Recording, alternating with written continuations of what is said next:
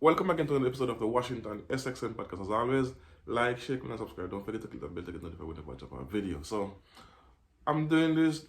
President Mugabe is a former president of Zimbabwe. He died. He's dead now. He gave a speech in the UN concerning why NATO and America, why they went after Gaddafi in Libya, why they killed him, why they assassinated him, and also Saddam Hussein, why they assassinated Saddam Hussein. But and why they also he was assassinated. He would no. Let's not say assassinated. President Mugabe was put out of power by a coup, by the army, and it was NATO and America was behind it, and he eventually died, which I think they eventually killed him because they want to shut him up. But he explained to in the UN why the NATO is not a good group, and also that noise. Forget about the noise, and they are doing it right now personally with other African presidents. They are trying to turn the population against the president by destabilizing the economy, saying that they are dictators. They are not for human rights, especially for gay rights. They like to paint African presidents about gay rights. But anyway, listen to this speech in its entirety so you can understand what President Mugabe was saying. Boom. And if you might allow me, may I preface my speech with reference to the most glowing and most moving speech address we listened to from the President of the United States yesterday, the import of which was to get us to condemn the tragic death of the United States ambassador to Libya. And I'm sure we were all moved. We all agree that it was a tragic death indeed, and we condemn it. But Mr. President, ladies and gentlemen, a year ago,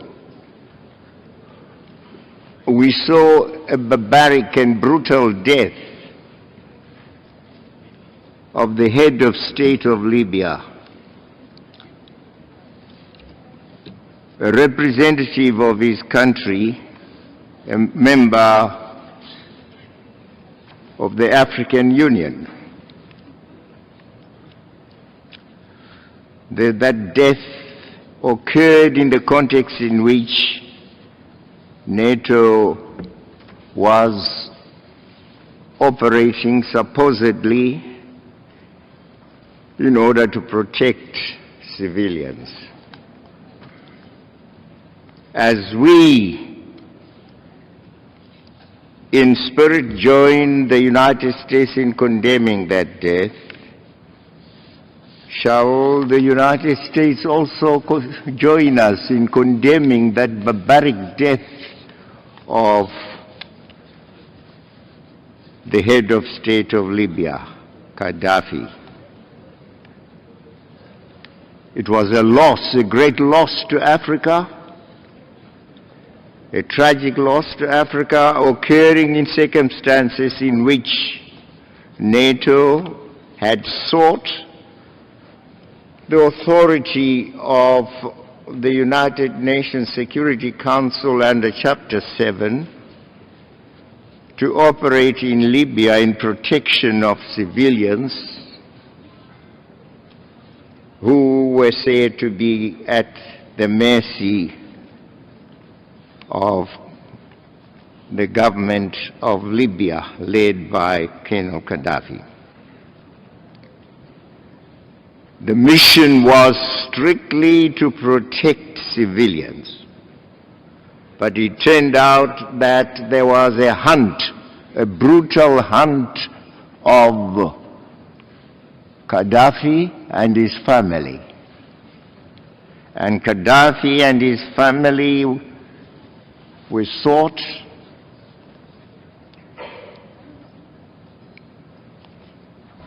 NATO caught up with them. They suffered the brutal deaths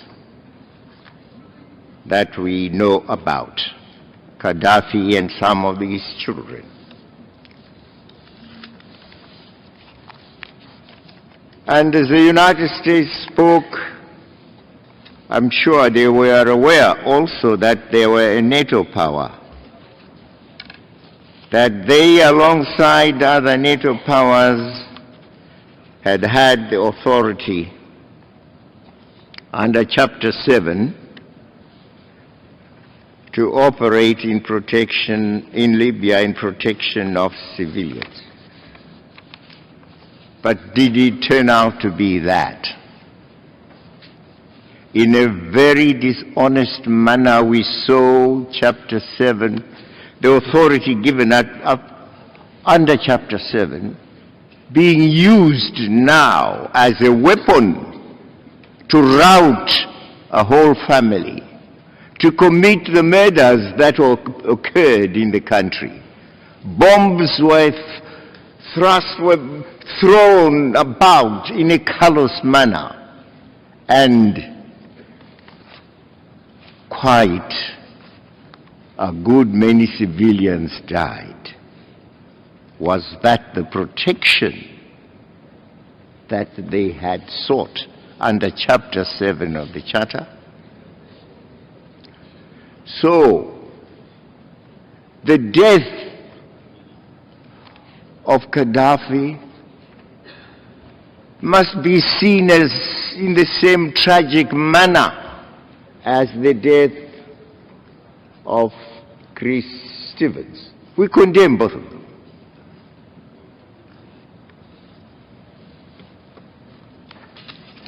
Let me begin by reaffirming the rightful and important role of the United Nations in the management of issues affecting international peace and security. In the quest for a more just and equitable international order, Zimbabwe remains strongly opposed to unilateralism and is committed to multilateralism. We therefore would like to see a United Nations that continues to be a guarantor of world peace and security and a bulwark in the fight for justice and equality among nations. It behoves us all, therefore, to take the necessary steps to ensure that the United Nations is not marginalized on international issues. Equally important, the United Nations must in future never allow itself to be abused as it was in the case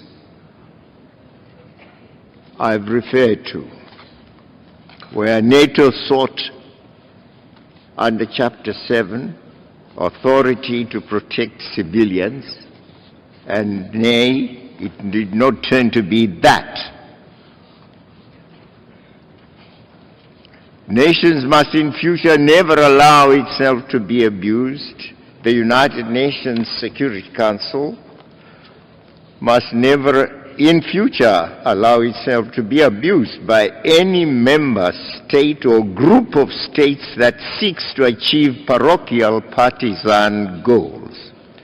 The Charter of the United Nations clearly stipulates that it is as an international body that should work for the good of all the peoples of the world, big and small.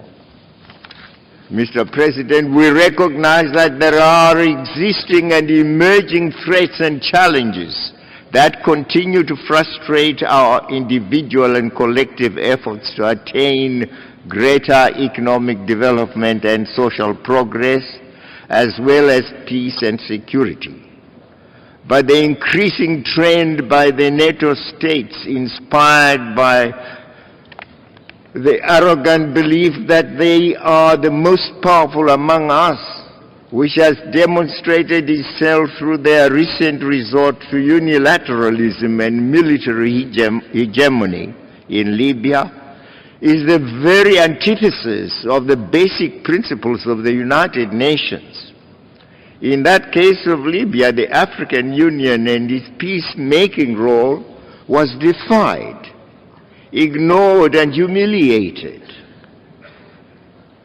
The African Union was for dialogue between the Libyan Authority and the so-called revolutionaries.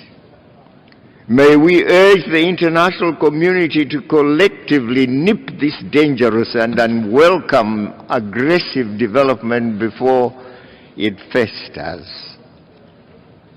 In this regard, Mr. President, the theme you have chosen for this session, namely, and I quote, bringing about adjustment or settlement of international disputes or situations by peaceful means, unquote, is very appropriate. And this is what we in the African Union stress: settlement of disputes in a peaceful way, through dialogue.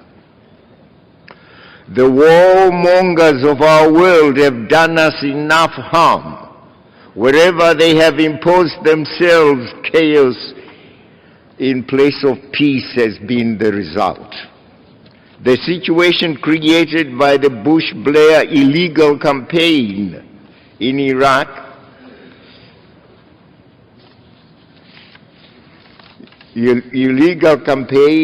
undertaken because it was alleged that Saddam Hussein had weapons of mass destruction, when it was well known to these two and their governments that he did not have such weapons. And indeed, after invading Iraq, doing lots of havoc, and getting rid of Saddam Hussein, they admitted that he had no weapons of mass destruction. And so why had they, in the first place, attacked Iraq? Why did they seek to get rid of Saddam Hussein? Was it merely because he was a dictator, as they alleged? No. He was head of a country which sat on tons and tons of oil. It was oil they required, and we saw companies rushing.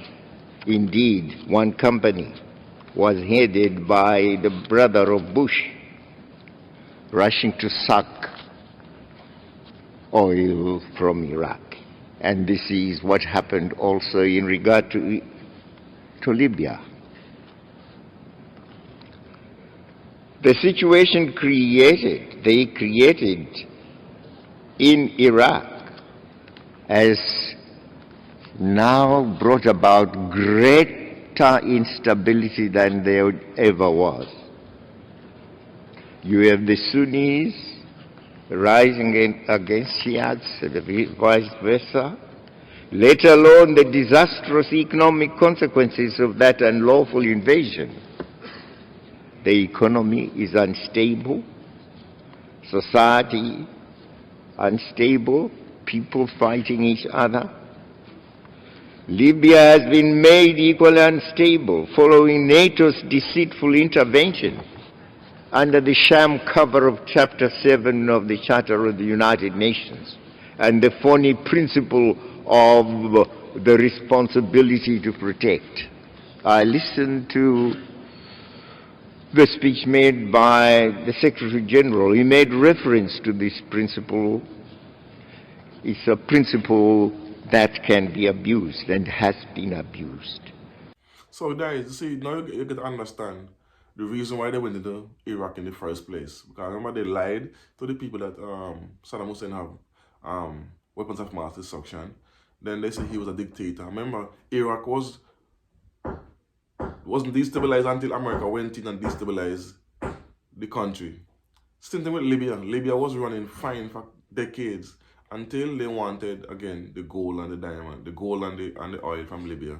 And they destabilize it and turn the population against Gaddafi and say he's the dictator and he's this and he's that. But yet, when he was aligned with America, he wasn't a dictator.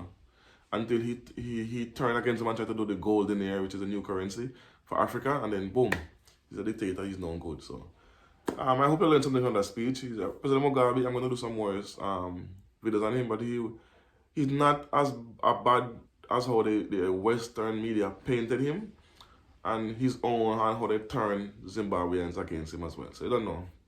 Hope you learned something. You don't know what it is. It's a Washington SSM podcast. Subscribe. Just click that button. It helps for me to grow my channel to do more videos. I don't know how that works. So peace, one love, boom.